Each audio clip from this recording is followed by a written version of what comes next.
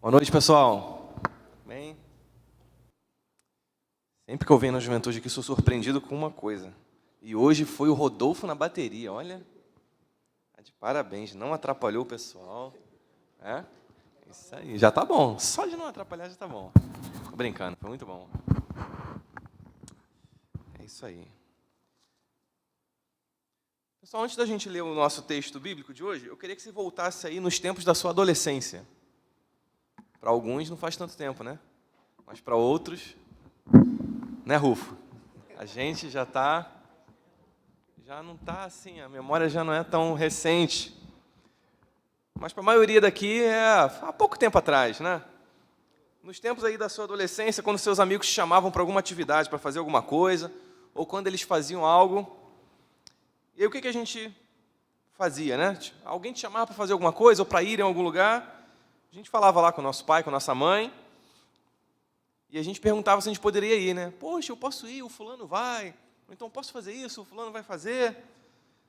E aí, ou o nosso pai ou a nossa mãe, com muita doçura, ou às vezes nem tanto, o que eles falavam? Não. Né? E aí, na nossa tentativa muito desesperada de argumentar, no auge da nossa adolescência, o que a gente falava? Mas todo mundo faz, mas todo mundo vai. Só eu que não vou fazer. E qual é a frase célebre que todos eles sempre falavam e acabavam com os nossos argumentos? Você não é todo mundo. E eu tenho uma teoria, que todo mundo que um dia ouviu você não é todo mundo, vai ser pai um dia e vai repetir essa frase. Eu estou esperando o dia em que eu vou repetir essa frase para o Henrique. Porque eu ouvi tanto, eu falei, não, vai chegar a minha hora que eu vou falar isso para ele. E você sabia que esse argumento é muito antigo? Ele está na Bíblia. Paulo utilizou esse argumento, só que com outras palavras. Lá em 1 Timóteo 3, ele fala, olha, no fim dos tempos os homens serão assim, assim, assim, assim. Tu, porém, é só um outro jeito de dizer, olha, todo mundo faz, todo mundo, né, faz isso, mas você não é todo mundo. Você vai fazer... Todo mundo faz assim, você vai fazer assado. E Pedro também tem uma versão própria de tu, porém. Você sabia disso? Ou de você não é todo mundo. E é o nosso texto de hoje. Eu queria que você abrisse lá em 1 Pedro 4, versículos 1 a 11. Nós vamos ler o Você não é todo mundo de Pedro.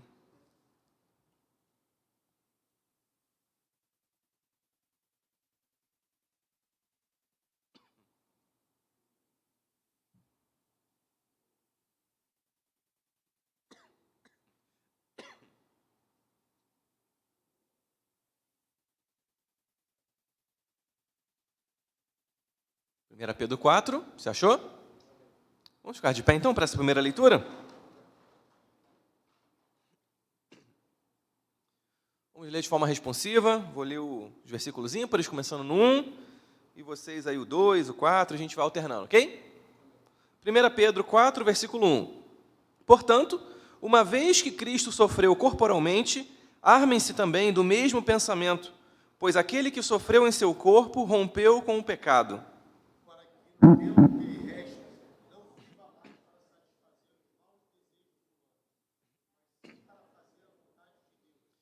No passado, vocês já gastaram tempo suficiente fazendo o que agrada aos pagãos. Naquele tempo, vocês viviam em libertinagem, na sensualidade, nas bebedeiras, orgias e farras e na idolatria repugnante.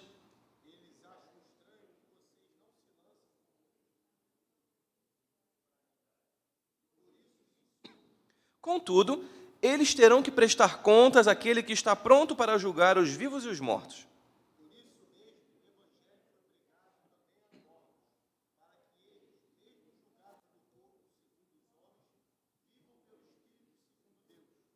O fim de todas as coisas está próximo. Portanto, sejam criteriosos e estejam alertas. Dediquem-se à oração.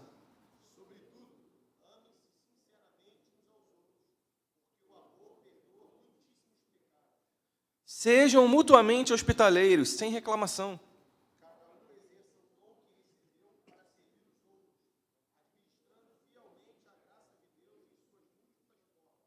Se alguém fala, faça-o como quem transmite a palavra de Deus.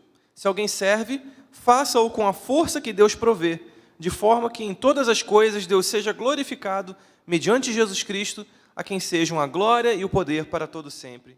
Amém. Senhor, nós te agradecemos pela leitura da Tua palavra. Que o Senhor fique conosco, Teu Espírito possa falar aos nossos corações, estejamos com ouvidos atentos para ouvir a Tua voz nessa noite, Pai. Muito obrigado por tudo, em nome de Jesus. Amém. Pode sentar, por favor. Você vê que Pedro já começa o capítulo 4 falando de sofrimento. Versículo 1 e 2. Portanto, uma vez que Cristo sofreu corporalmente, armem-se também do mesmo pensamento, pois aquele que sofreu em seu corpo rompeu com o pecado, para que no tempo que lhe resta, não viva mais para satisfazer os maus desejos humanos, mas sim para fazer a vontade de Deus.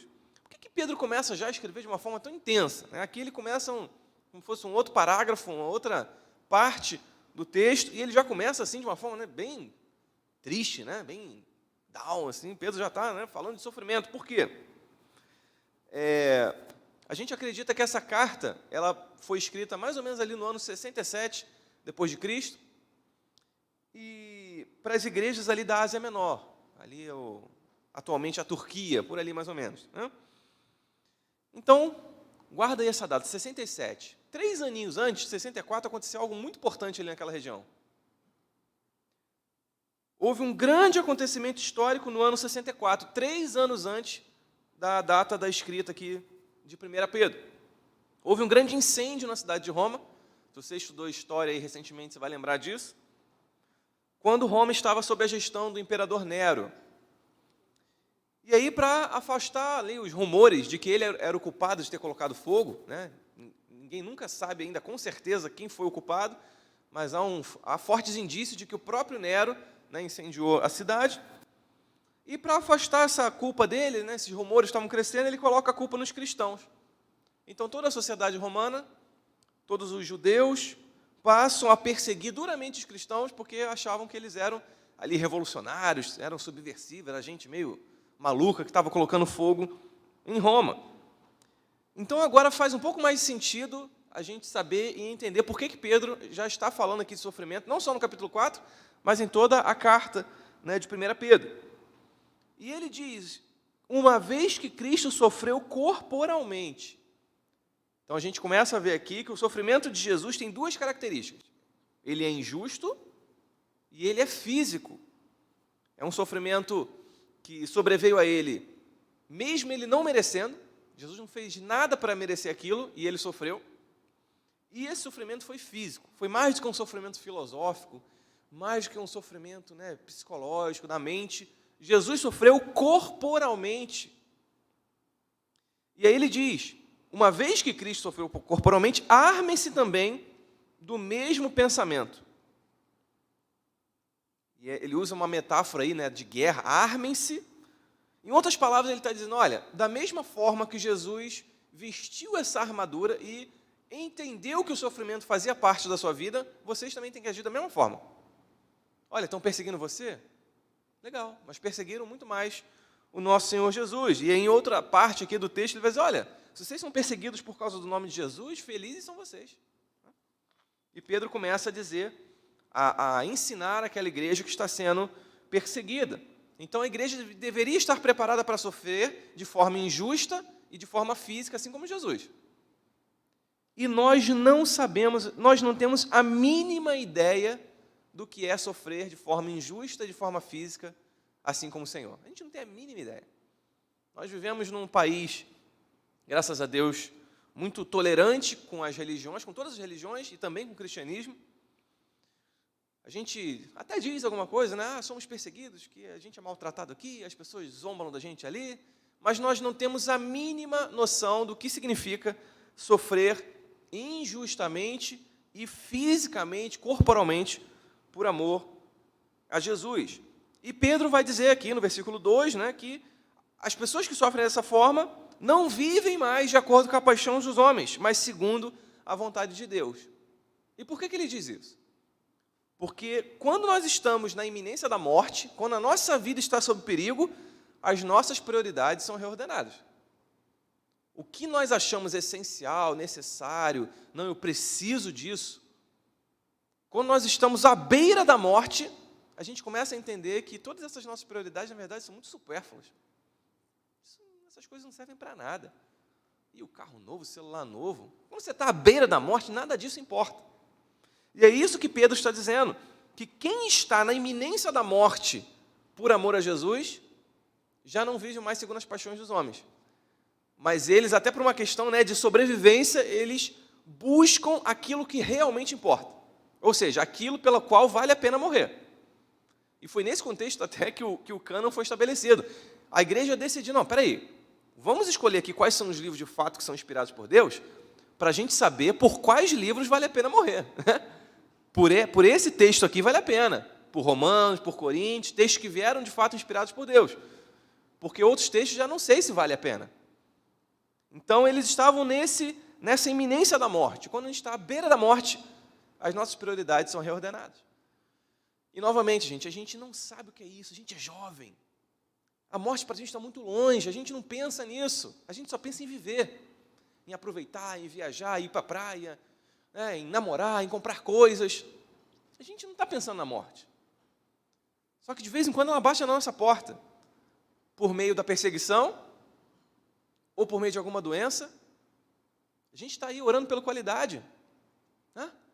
Jovem assim como a gente, teve na iminência da morte, graças a Deus ter sido recuperado para a glória do Senhor. Mas a gente normalmente não passa por isso. E quando a gente está de cara a cara, de frente para a morte, a gente entende o que realmente importa, o que realmente vale a pena. E aqueles irmãos estavam tendo que passar por isso. E o sofrimento, então, Pedro está ensinando aqui, gera maturidade, gera santificação. É uma bela forma da gente deixar de ser mundano. É passar pelo sofrimento, é passar pela perseguição. Então a perseguição ela é muito ruim, mas ela é muito boa. Porque a perseguição, de fato, faz uma peneira de quem realmente está interessado em servir a Deus pelos motivos e pelas motivações corretas. Porque quem está na igreja, quem está seguindo a Deus por qualquer outro tipo de razão, na primeira sombra, no primeiro cheirinho de perseguição, já vai dar tchau, já foi embora. Nós passamos por uma pandemia, algo muito mais leve do que a perseguição que esses irmãos sofreram, e alguns ficaram pelo caminho, por uma doença. Imagina por uma perseguição severa. Imagina a gente ter que ficar vigiando ali, não, vamos fazer o culto aqui, fala baixinho, porque alguém pode entrar ali e matar todo mundo. Isso gera em nós maturidade, santificação, e é uma forma excelente de nós e da igreja como um todo deixar de ser mundana. A gente, tem muitas críticas, poxa, a igreja faz isso, e a igreja está se deixando influenciar pelo mundo. É fácil resolver isso, é só ser perseguido. A gente vai ver de fato, quem está servindo a Deus de coração e quem ama a Deus acima de qualquer coisa, acima de qualquer ameaça. E esses irmãos estavam vivendo esse dilema. Terem a sua vida colocada em perigo dia após dia. Assim como o ouro precisa passar pelo fogo para ser purificado, nós também no sofrimento. Nós precisamos passar por ele para sermos purificados. Para sermos amadurecidos. Deus, no seu infinito poder, Ele poderia utilizar outro método para que a gente cresça e amadureça. Poderia ser um estalar de dedos, Seria muito fácil. Ou a gente cumprir, algum tipo de coisa, ou a gente ler tantas páginas e a gente seria maduro. Mas o método de Deus para o nosso crescimento, para o nosso amadurecimento, é passar pelo sofrimento. Olha que coisa. Poxa, mas a gente sempre tem uma ideia melhor, A gente sempre tem uma ideia melhor. Poxa, mas por que Deus fez assim? Se Ele fez assim é porque é o melhor jeito. E todo mundo que passa pelo sofrimento sabe disso.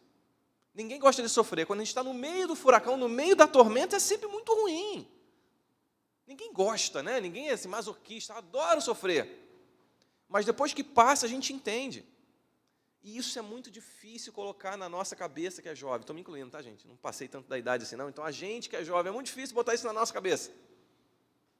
Porque a gente não quer sofrer, a gente foi acostumado, a gente foi criado pela geração dos nossos pais a ter tudo, a ter conforto, a não sofrer, a não passar dificuldade. Os nossos pais nos blindavam de todo tipo de dificuldade e a gente não sabe lidar com isso.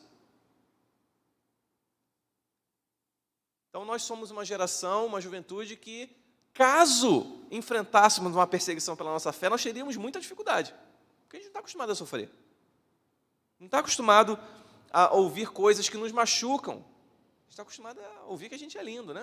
Está acostumado a ouvir que o mundo está aos nossos pés, que tudo que você disser vai acontecer. Né? Basta você querer, basta você ter fé que as coisas vão acontecer. E nem sempre é assim. A experiência vai dizer que nem sempre isso acontece. E cristãos sofrem. Cristãos passam por muita dificuldade. E por dificuldades muito piores do que as nossas. Você está acompanhando lá o que está acontecendo no Afeganistão, né? Pastores e missionários que tiveram sair fugidos, escondidos. Estavam já jurados de morte. Grandes homens de Deus. Para o cara ser missionário no Afeganistão, ele tem que ser um grande homem de Deus. Saiu fugido. Estão arrumando alternativas clandestinas de pregar o Evangelho. Ou na Coreia do Norte, que até a própria internet é limitada. Ou na Nigéria, em que o Boko Haram pega as meninas e as torna escravas sexuais só pelo fato de serem cristãs. A gente não tem nem noção do que é isso, gente. E aí Pedro, né, ele está dizendo a respeito do sofrimento, e aí no versículo 3 ele diz, olha, no passado vocês já gastaram tempo suficiente fazendo o que agrada aos pagãos. Naquele tempo vocês viviam na libertinagem, na sensualidade, nas bebedeiras, orgias e farras, e na idolatria repugnante.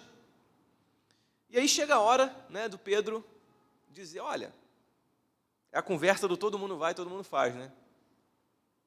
Pedro passa a descrever certas condutas que eram comuns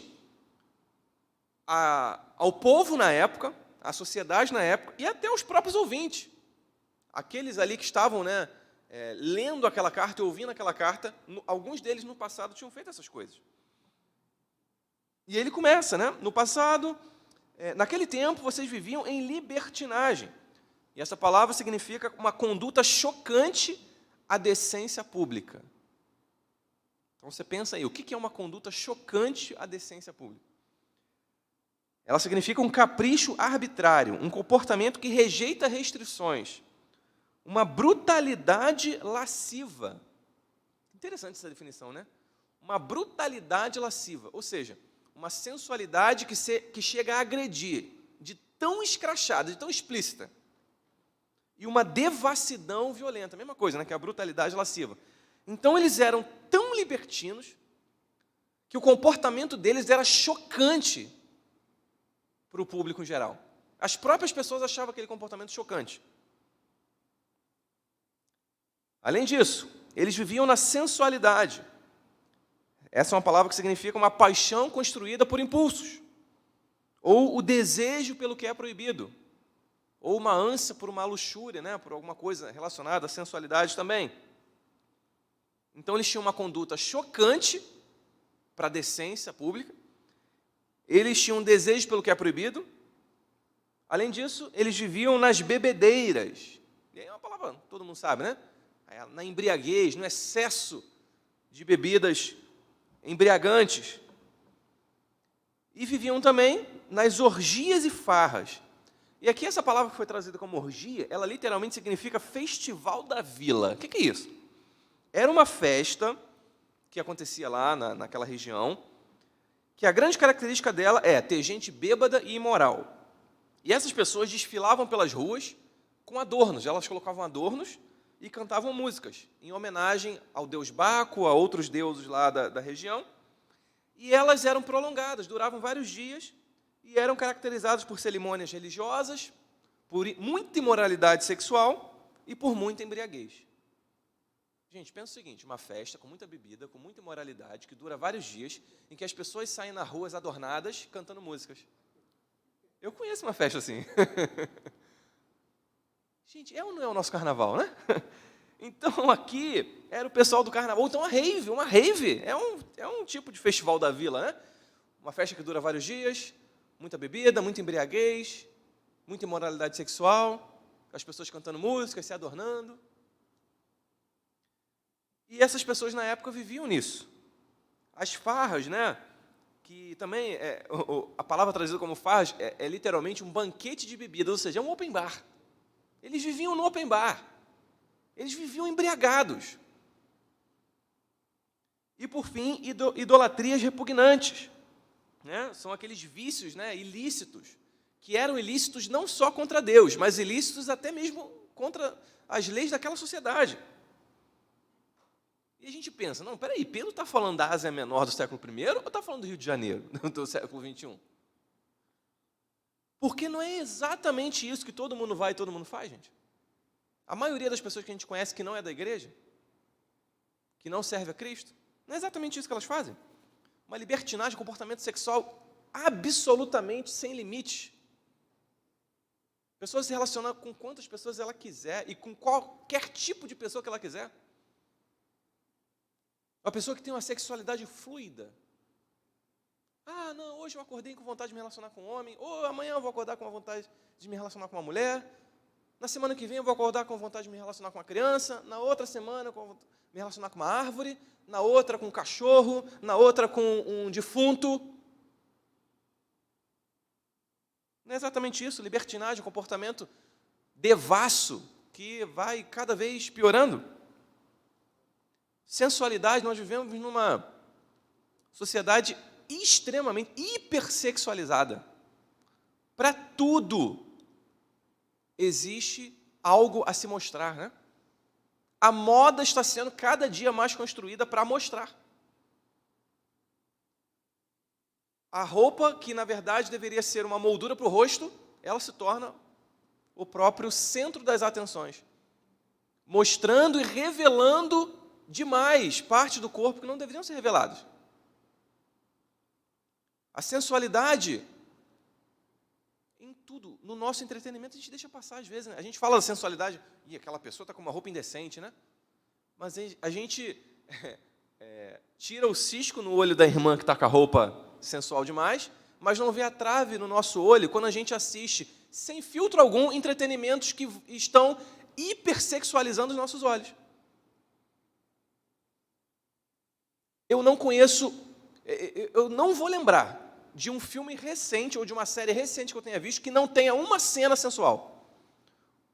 A maioria maciça dos entretenimentos que nós assistimos possuem. Nós estamos sendo expostos a isso o tempo todo. Então, todo mundo vai, todo mundo faz.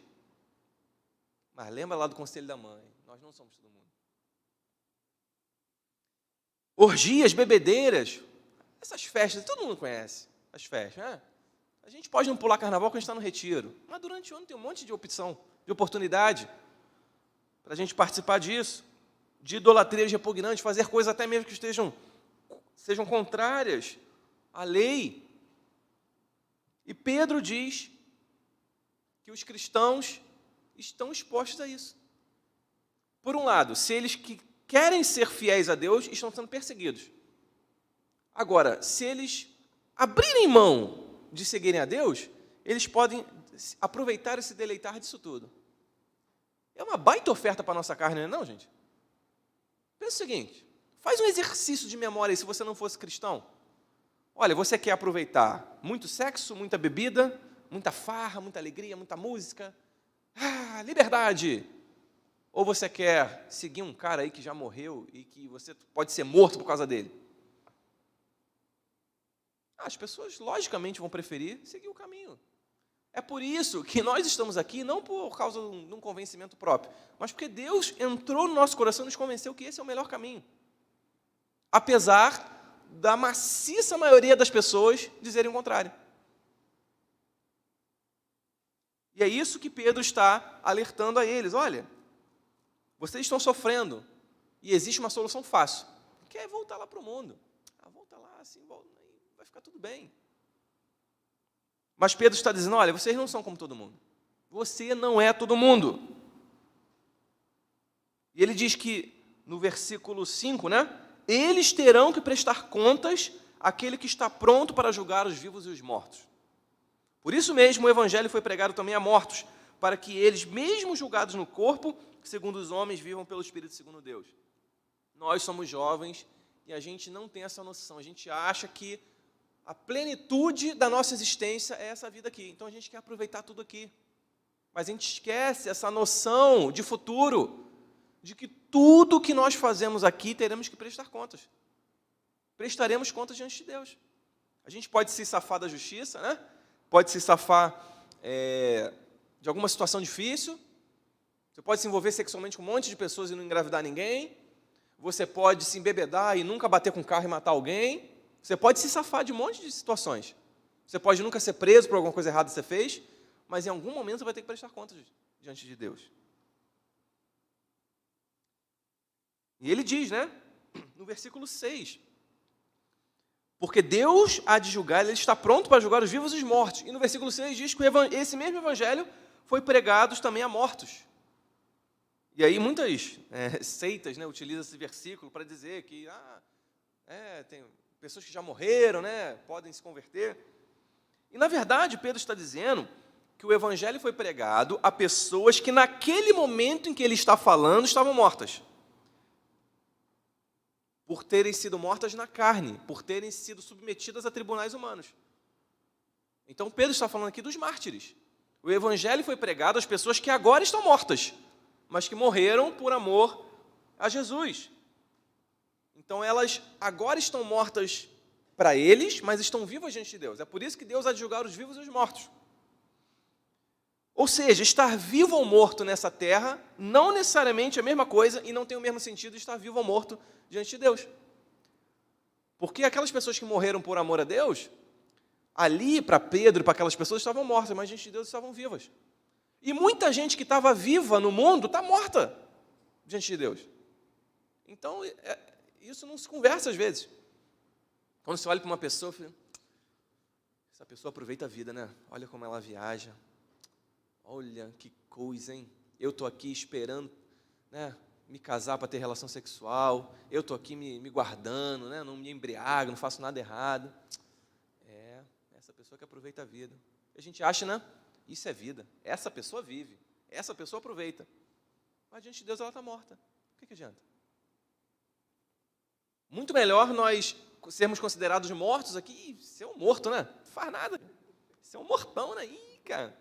Pô, Luizão, coitado, pô, cara altão desse, podia aproveitar a vida e, pô, o cara morto, cara perdendo tempo dele na igreja. Mas diante de Deus está vivo. É difícil para a gente que é jovem entender isso. É com o tempo que a gente vai compreender. E Pedro está nos mostrando que por mais que o Império Romano, que naquela época era terrível, era imenso na sua perseguição, estava muito vivo o império, era o grande império da humanidade, mas diante de Deus vocês estavam mortos. O grande Nero estava morto. Enquanto aquele grupo, aparentemente muito fraco de cristãos, que pareciam ali gente, né, quase morta, moribundos, estavam vivos diante de Deus. E é essa a equação que nós não entendemos. Porque estar vivo no mundo não significa estar vivo diante de Deus necessariamente. E aí entra algo muito sério, que muitas igrejas, infelizmente, estão errando. Nós temos duas estratégias que são utilizadas hoje para atrair pessoas à igreja. Nós temos a estratégia da semelhança. Qual é a estratégia da semelhança? João Felipe assumiu a juventude. Vamos lá, gente, temos que atrair os jovens. O que a gente vai fazer? Vamos apagar as luzes, vamos botar um globo, vamos pintar as paredes de preto, vamos botar um DJ aqui, fazendo um esquenta, vamos cantar músicas aí, né? Vamos fazer como se fossem versões. Quais são as músicas que estão fazendo sucesso? Sertanejo universitário, é o pagodinho, é a música, né, do pop funk. Vamos fazer versões dessas músicas para que os jovens sejam atraídos. Vamos falar coisas legais que eles gostam de ouvir e eles vão ser atraídos. Essa é uma das estratégias da semelhança. Vamos fazer algo parecido com o que ele tem lá fora para que ele venha para cá. E nós temos outra estratégia, que é a estratégia da diferença. É exatamente... mas é diferente, né? A juventude aqui, pessoal, não é baladeiro, não é festeiro. Não, é culto, né? É culto. Tem pregação, tem pregação. Tem estudo bíblico, tem... As músicas que a gente canta, é a música que a gente canta na igreja. Né? Poxa, mas não tem algo mais descolado para atrair os jovens, né? A estratégia da diferenciação, que eu acho que, na verdade, é a mais eficaz, por que eu acho que é a mais eficaz? Porque quem está no mundo e está pensando, está cogitando visitar uma igreja para ter uma experiência sobrenatural, espiritual, com Deus, ou com o divino, ou com alguma coisa, ela faz isso porque ela já está cansada do que ela tem lá fora. Então ela quer exatamente algo diferente. Então se ela está lá, quantos testemunhos você já não ouviu, que o cara está lá no meio da balada, 3 horas da manhã, ele para, olha para um lado, olha para o outro, o que eu estou fazendo aqui? E aquilo já não faz mais sentido nenhum para ele. E o que um cara desse quer? Ele quer exatamente algo diferente. Ele quer sentar aqui num banco de madeira, uma igreja com cara de igreja, né? Uma pregação com cara de pregação, um louvor de igreja com cara de louvor de igreja. Ele quer exatamente isso, porque ele já cansou do que tem lá fora. Aí um cara desse chega numa igreja, aí quando chega na igreja é a mesma coisa. Só que com o nome gospel, só que sem palavrão, sem cerveja. E ele vê a mesma coisa. Ele falou, não, mas se eu tenho lá fora. Até porque quando a igreja faz isso, faz muito ruim, faz um simulacro horrível, né? É sempre muito ruim, é sempre muito brega. E o cara fala, não, mas peraí, isso aqui eu tenho lá fora. Então é exatamente, o que Pedro está dizendo aqui é que a diferença é exatamente o que as pessoas estão precisando. Os jovens estão cansados do mundo, então elas querem exatamente algo diferente. E por que a gente vê ultimamente um movimento aí na internet de pessoas, né, principalmente jovens, que estão migrando para a igreja católica, gente? Estão migrando para a igreja anglicana, igreja luterana, igreja mais, que tem mais ritual, né? Por quê, gente? Porque eles querem exatamente algo diferente. Porque o mundo já ofereceu, já fez todas as suas ofertas, eles já aproveitaram e viram que não adianta. Aquela alegria ali dura um pouquinho, no outro dia já não tem mais nada. Que esse negócio de se relacionar com um monte de gente, né? Pode até ser legal, é descolado, é jovem, mas quando a gente passa o tempo, a gente vê que cansa, que não dá certo, que é perigoso. Que o mais correto é o que Deus diz para nós estabelecemos um companheiro, uma companheira para nos acompanhar durante toda a vida. E a gente começa a entender essas coisas. Então nós passamos a entender que o fato de ser diferente é exatamente o fator atrativo. Porque se uma pessoa é atraída pelo oba-oba, ela vai embora pelo oba-oba. Mas se uma pessoa é atraída pela palavra, ela não vai embora, a não ser que a palavra pare de ser pregada. Então vamos atrair jovens? Vamos, por favor. A gente não é numerofóbico. Espero que a juventude esteja lotada com gente até lá em cima. Mas que essas pessoas sejam atraídas pelo motivo correto. Não por, todo mundo vai, todo mundo faz, vamos fazer uma versão gospel do todo mundo vai. Não, nós não somos todo mundo.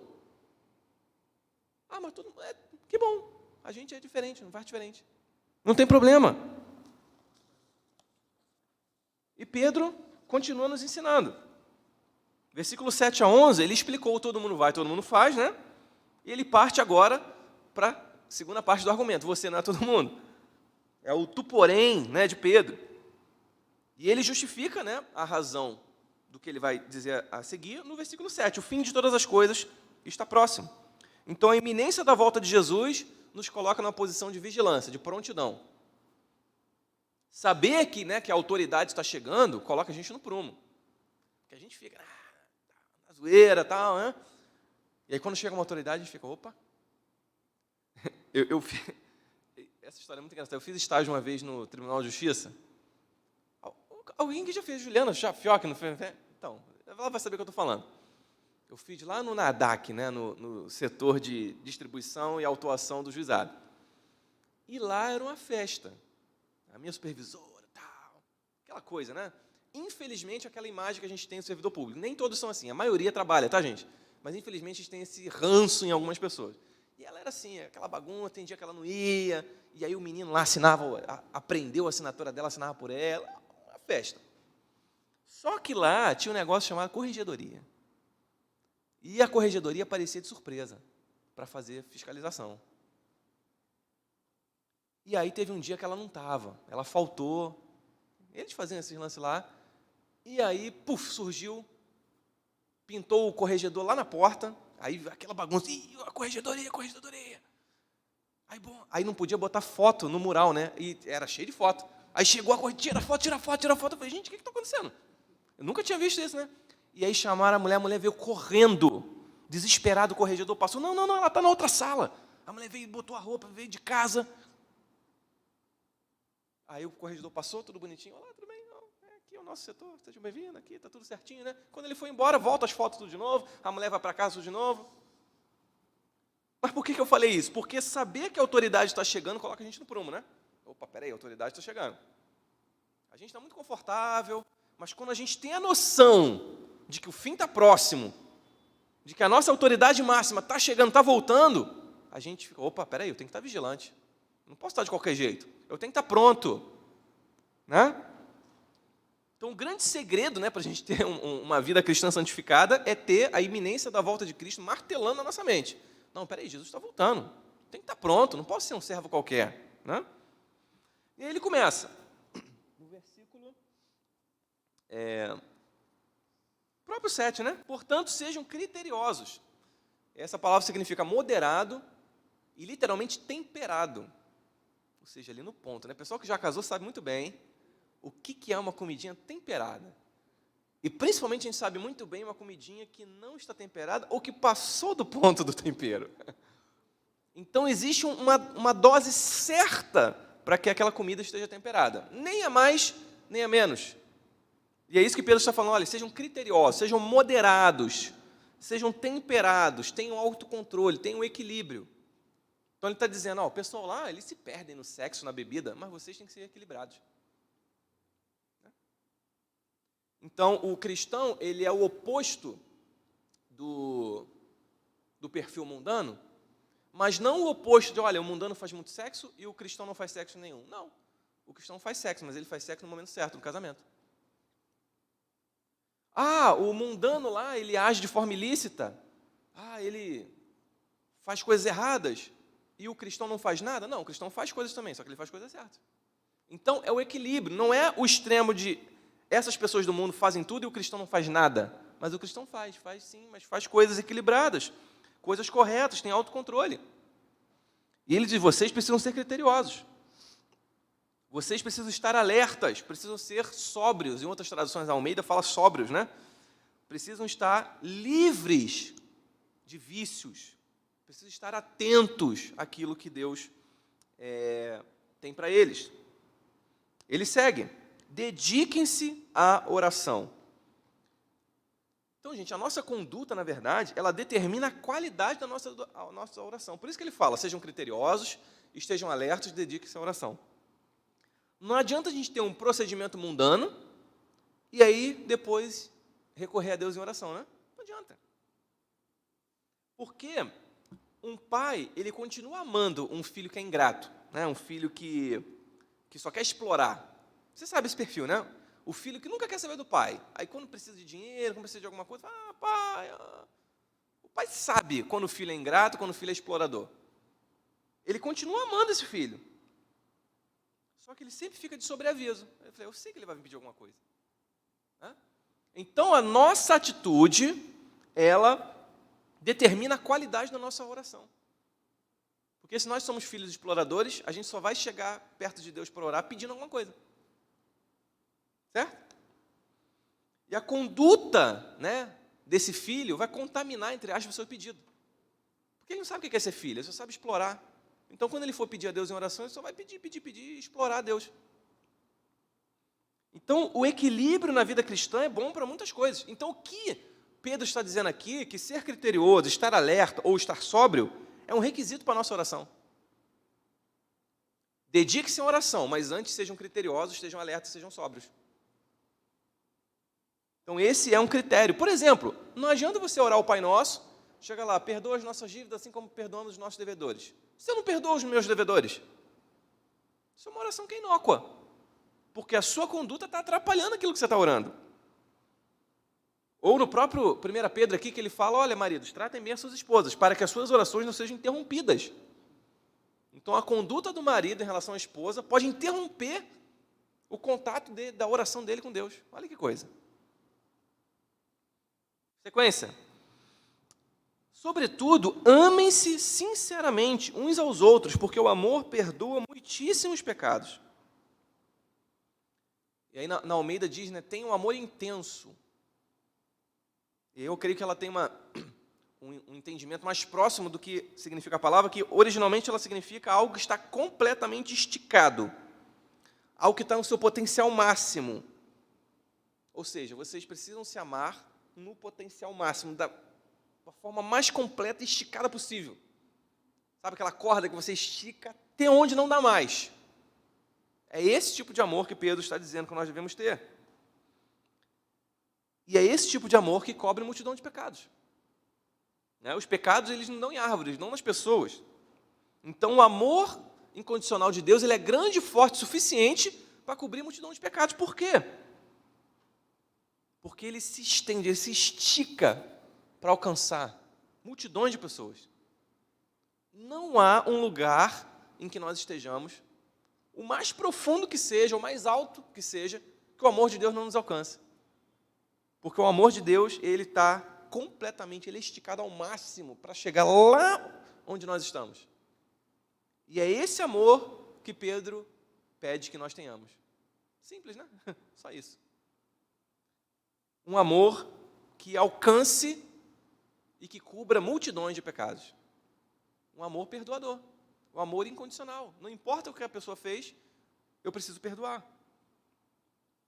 E aí, se você não veio quinta, entra lá no canal da igreja e ouça a pregação sobre perdão de quinta-feira. Né? Tem muito a ver com essa parte aqui também. Versículo 9. Sejam mutuamente hospitaleiros, sem reclamação. E aqui ele está falando especificamente com estrangeiros e desconhecidos. Porque você ser hospitaleiro com quem você conhece, com o teu amigo, é excelente, né? Vou receber na minha casa, meu amigo, eu faço um lanche, tudo maravilhoso. Mas Pedro está dizendo no contexto de perseguição, onde muitos irmãos estavam perdendo a sua casa, tem que fugir, sair fugido de casa, e teriam que ser recebidos por outros irmãos. Então esse amor tem que ser esticado ao máximo e a gente receber essas pessoas. Às vezes receber desconhecido, gente que a gente nem conhece. Esse cristão veio de lá de não sei onde, está sendo perseguido. Não, vem cá, entra aqui. E essa hospitalidade é sem reclamação. Poxa, mas todo mundo reclama, né? Todo mundo murmura, né? E o que nossos pais dizem? Você não é todo mundo. A gente precisa ter outra postura. É o que Pedro está nos dizendo. E parar de murmurar já é um passo, gente, gigantesco para uma melhor conduta nossa, né?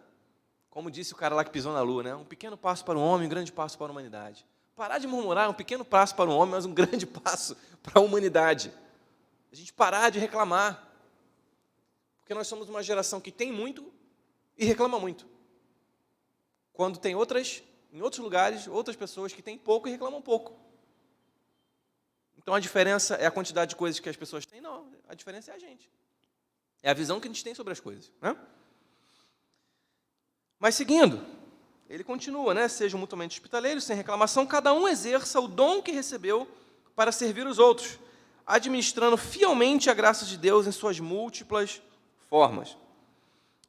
E ele diz, cada um exerce o dom que recebeu para servir.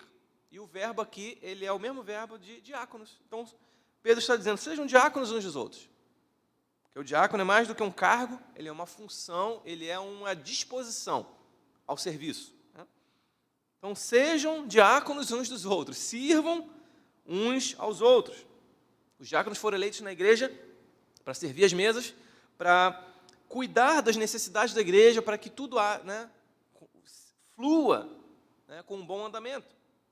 E esse serviço, ele não é uma exclusividade das pessoas que foram eleitas com o título de diácono, mas é uma função a ser exercida por toda a igreja. Então, servir, diaconar, é algo que todo mundo deve fazer. Alguns são eleitos com esse título, talvez por uma função de supervisão de uma tarefa que todo mundo tem que fazer. É só uma questão hierárquica, né? Formal.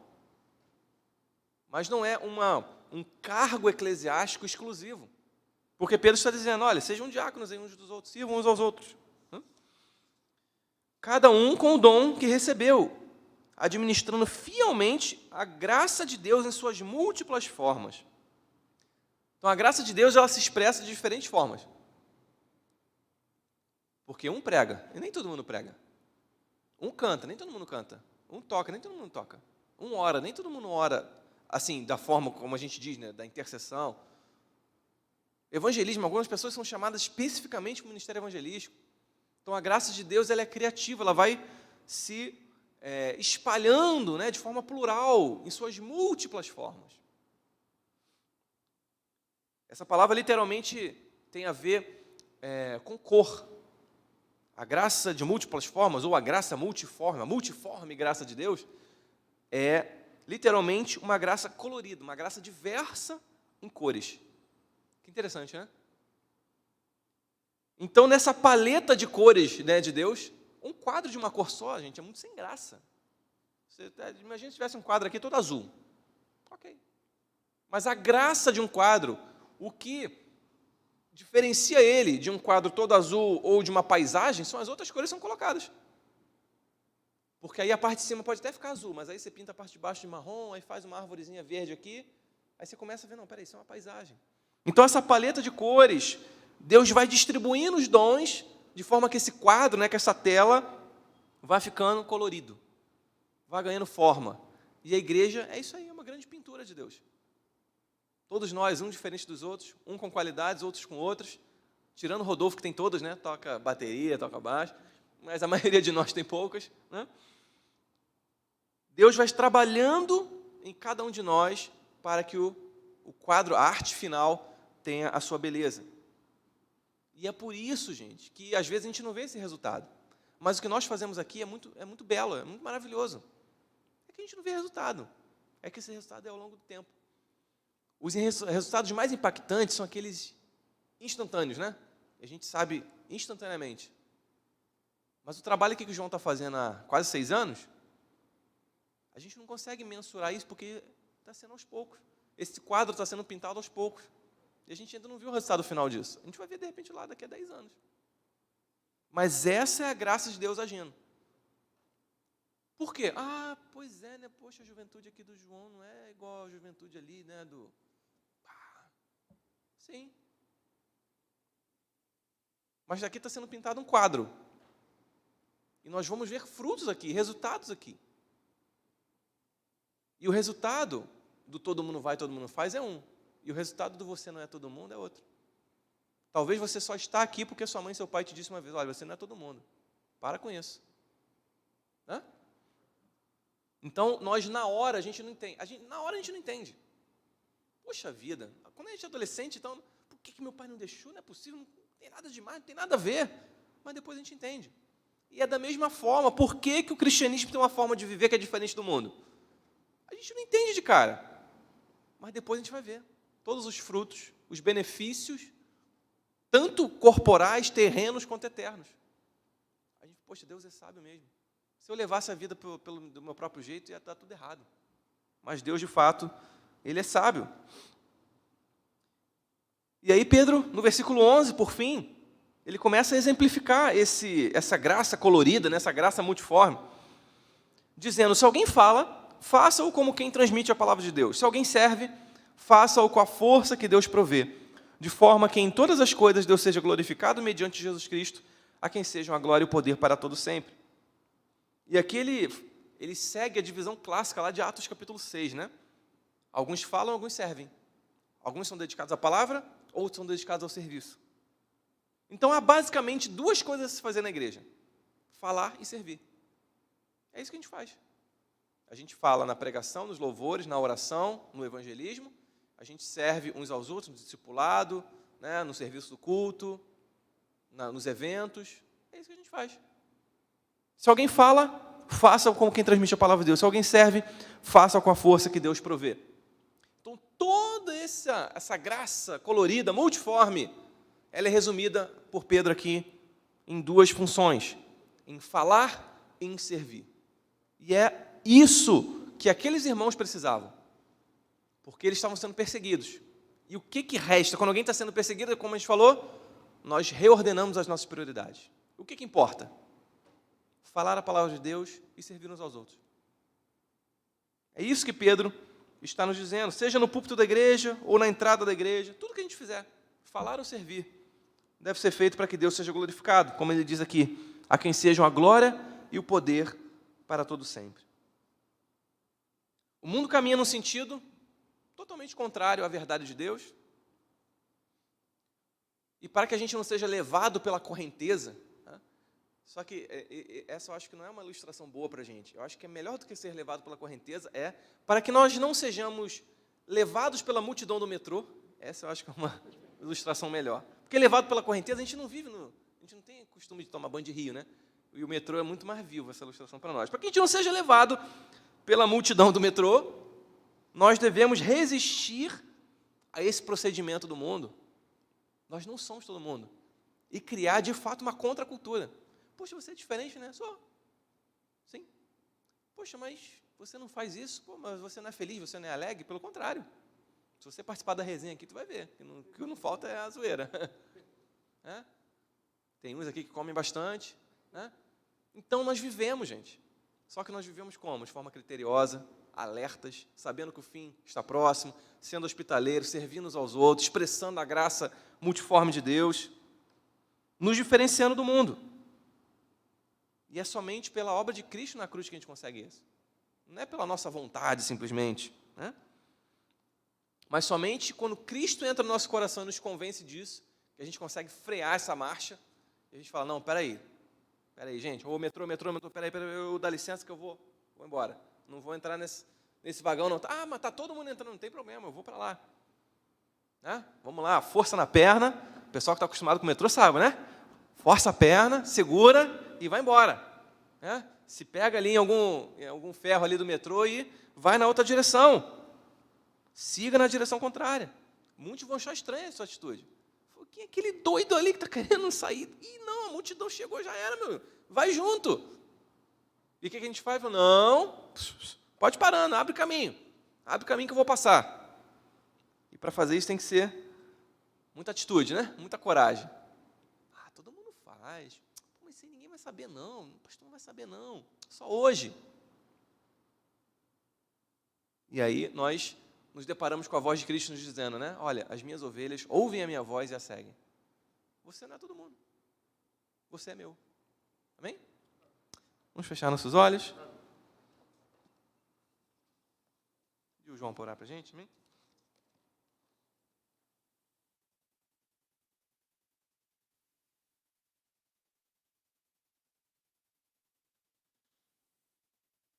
Faça sua oração agora.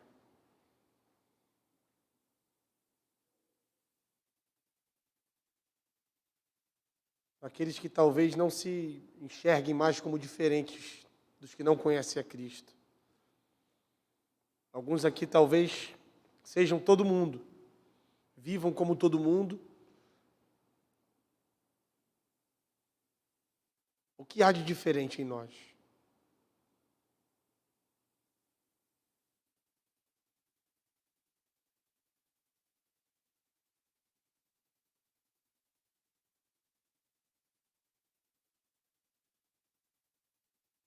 Faça como o apóstolo Paulo, primeira carta aos Coríntios, faça uma autoanálise agora. Examine-se a si mesmo. Será que nós estamos em Cristo? Será que nós não somos todo mundo?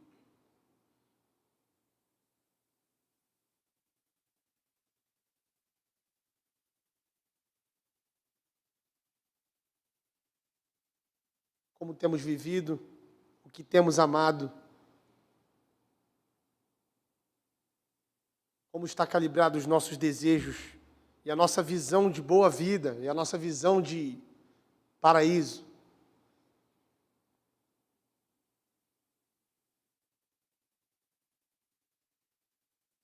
Pai, nós te clamamos nessa noite, para que o Senhor possa calibrar os nossos corações, para que o Senhor possa ajustar os nossos desejos, ó Pai, para que possamos te amar somente, ó Deus,